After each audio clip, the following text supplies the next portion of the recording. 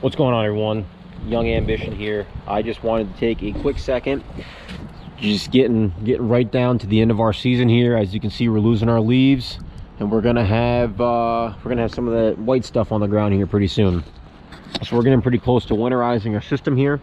And before I do so, at the close of our first full season using this Southeast Softwash, was it a dual blend plus skid?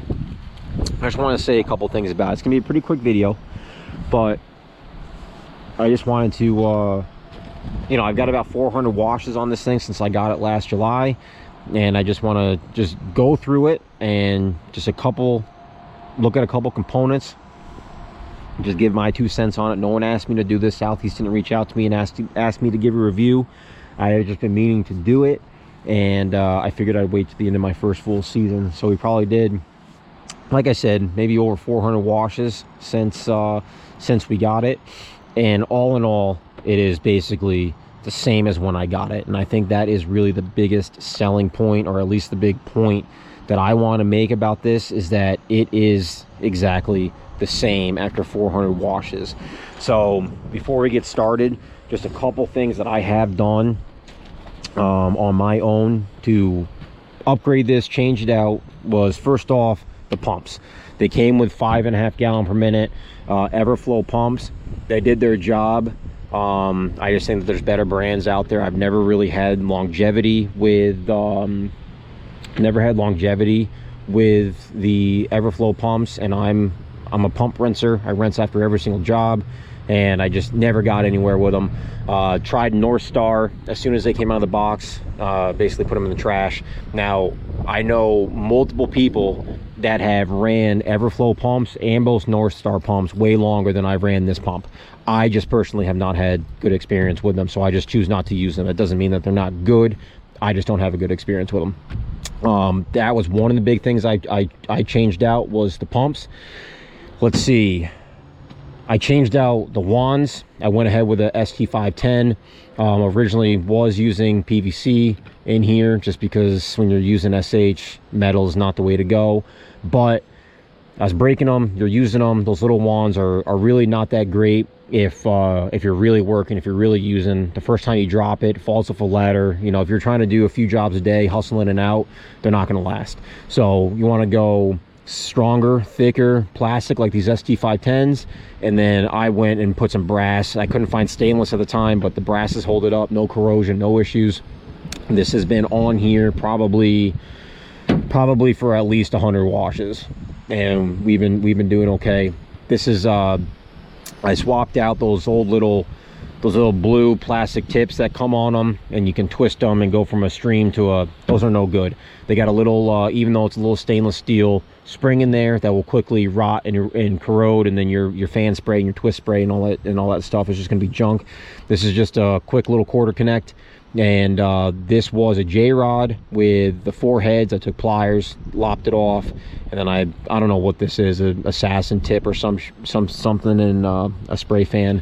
But that's going to be a way better component than kind of what comes out of the factory. But again, it becomes yours once you pay them. It becomes yours, and it's no different than a truck. You know, you buy a truck from Ford, and it's good to go. It's fine the way it is. But I wanted different tires. I wanted different wheels. It's not Ford's fault for not putting them on there. I plow with my truck. I do something a little different than it was intended for when it came out of the factory. You know, I'm not mad at them for not having plow lights on there. You know, I put my own plow lights on there. So it's the same with this. I kind of see the guys at Southeast get beat up every once in a while for not having this, that, and the other thing. They got you everything you need. If you want to customize it, you got to customize it on your own. I added some locks up there. Buddy might had a ladder stolen. I wasn't going to be playing that game.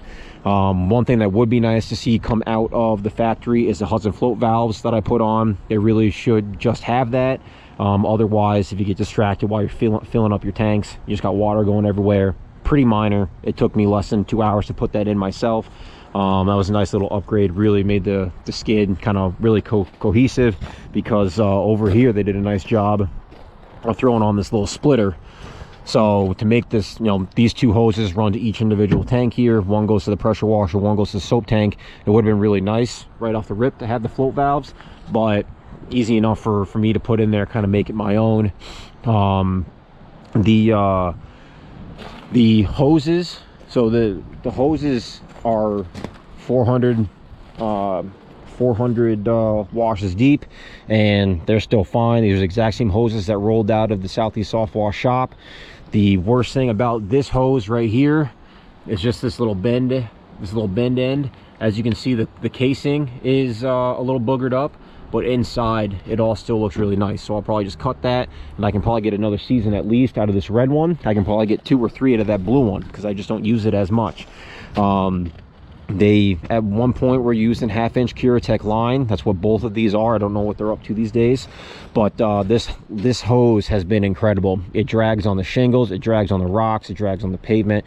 It's coated in that 6%. You can see it's a little faded. It's not as blue, it's not as bright as the blue on that other one, but the hose is unbelievable. What's really nice about you know, using these low pressure chem lines is that there's no metal braiding in there. It's just basically rubber hose on the inside, so you're not getting any corrosion. You're not getting any wear and tear from the you're not getting any wear and tear from the SH. It's any issue with this hose is just from the way that I carry it around and drag it around. But that's really the big thing. These, I don't know if they're assembling these themselves or if they're buying them or what the deal is, but either way, the seals are good. I haven't had any issues with the seals. When I close it, it's closed. When I put it on, you know, on an area where I think I'm going to get 1%, I get about 1%. That goes for the soap, the water. Haven't had any issues. I'm probably going to upgrade these this year, just because it's nice to keep things fresh. If you guys are out making all this money with this equipment and you're not, you know, maintaining it, and then you want to complain that it's not working right, well, that's really on you and no one else. The skid itself is solid. Carries a lot of weight. I fill this up to the max with water, soap, SH, and I'll put forks in there and take her out of the truck. Never had any issues with all that weight on there. These batteries are the same batteries that I got from Southeast last July. The Genius is still working really good. I had to swap out some switches and stuff like that, but you know, they came with little plastic ones, and I went ahead and just put some metal ones in there. Definitely makes it a little bit more rugged. This pressure washer did not come from Southeast. I put that on myself afterwards. I told Cody, I said, let me save a couple bucks. I don't do a whole lot of pressure washing up in my neck of the woods. We got all that algae, do a lot of soft washing, and I just threw that on myself. I actually got that at a really nice deal. It was used from Home Depot. Walked in there, they had a brand new pump on it, and I think I got this whole thing for like 400 bucks. It's really nice. It's been doing good. Really nice. I mean, basically the point, right? The point is that it's all fine. It's all good. Everything that's on here is still working. I have definitely put it through the test, and really not having any issue except for wear items like the pumps and the hoses. No leaks in the tanks. Everything is just running pretty smoothly. If you sit here and you look at these systems, they are really pretty simple, right? There's not a whole lot to go wrong here. That's one of the reasons that I'm such a big believer, such a big lover of the 12-volt system, is that, you know, it does have a couple of its own lag behinds and stuff, but it is so simple. There's no wear, there's no maintenance on it.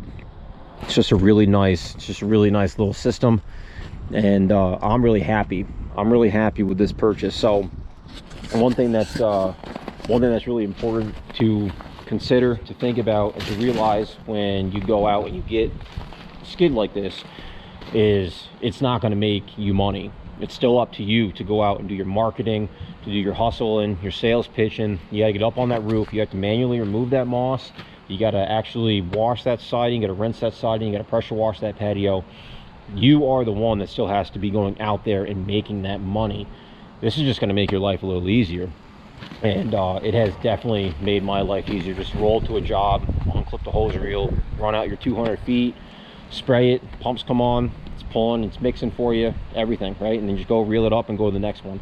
So I have really nothing but good things to say about this. Again, no one has asked me to do this. I've just put some beat on it. I've done apartment complexes, 3-story buildings, countless house washes, countless roof washes, and it's got me through every single one. And again, the biggest issue that I've had is pumps going bad, and that's going to happen regardless of whether you spend 10 bucks on a skid or 10,000 on a skid. You know, those pumps aren't going to last forever.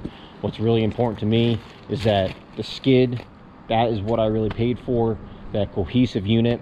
Again, we're about to have snow and winter here. I don't want to spend an hour or 2 hours or a day and a half unbolting reel after reel and pump and hoses and all that. I've had to do that already when I went and broke down my system to go and get this one.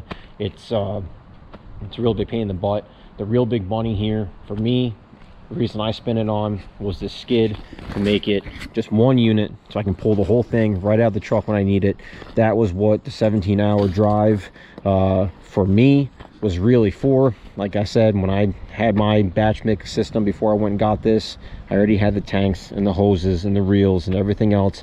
I drove to Southeast because I wanted this skid. I wanted this big cohesive unit. If I have a breakdown, I can drop this in a trailer. I can drop it in a second truck, a U-Haul truck, whatever. It works really well. So I got nothing really bad to say about it. And that's kind of it for my review. I just wanted to, you know, people are always, you see my videos, they like to see the equipment that I'm using and kind of why I might have chose this equipment. And at the time I just chose it because I needed something a little bit easier for the neck of the woods that I'm in. A lot of it had to do with winterization, was the real big reason that I bought this skid, and then it just turned out to be really great for everything else. So I know a lot of guys are always wondering what kind of equipment they want to get.